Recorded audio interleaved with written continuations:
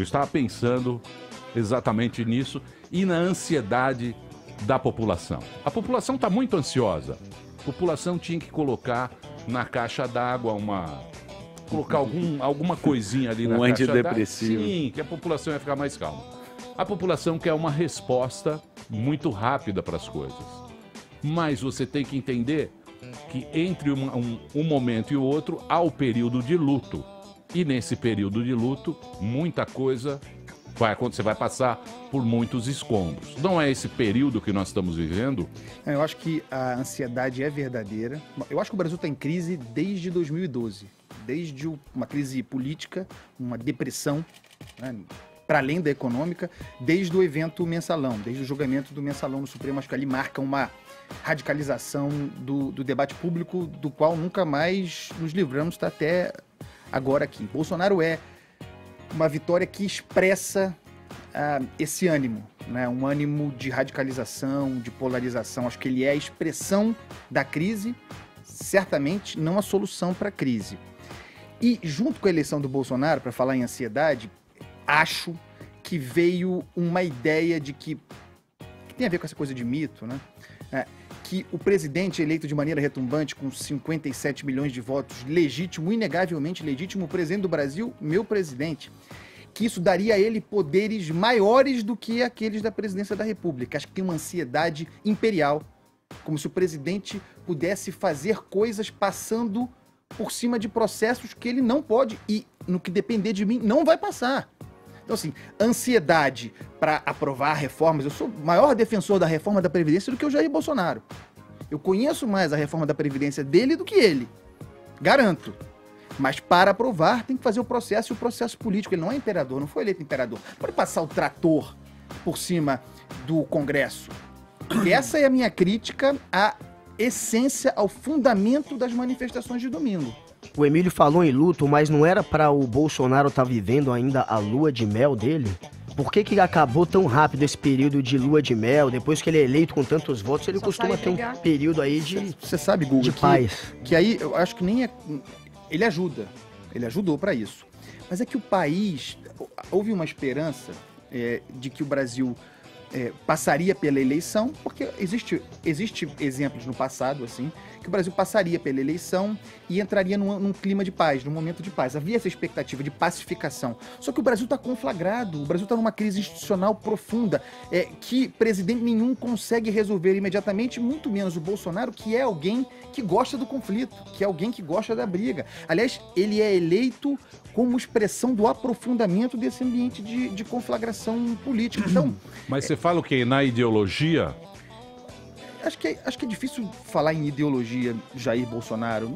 Não tem ideologia. Você acha que não tem? Você acha que o Bolsonaro... Você acha que o cara que votou no Bolsonaro votou porque é contra o PT? Eu acho que a maior expressão eleitoral do Jair Bolsonaro é uma insatisfação grande com o estado de coisas no Brasil, com o desemprego é um grande motor, a economia vai mal, há um desejo de ruptura, há uma criminalização da atividade política, e o Bolsonaro surfou essa onda, tudo muito... Eu não estou fazendo crítica à Operação Lava Jato, estou fazendo uma leitura objetiva. Tudo muito potencializado pelos efeitos da Lava Jato. A Lava Jato criou um ambiente, a meu ver, ruim, de criminalização da política, generalizado. Como se todo mundo fosse corrupto, Emílio.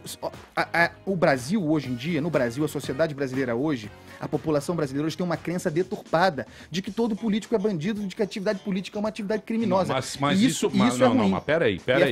Não, mas peraí, a gente não pode também...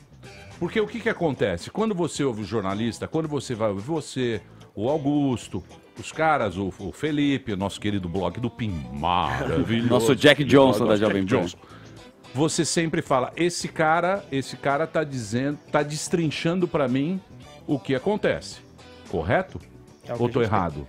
Quando eu corro, eu falo, não, esse cara tá falando o que acontece no bastidor, como é que funciona a coisa lá, certo? A ideia é essa. A vida inteira sempre ficou aquele negócio.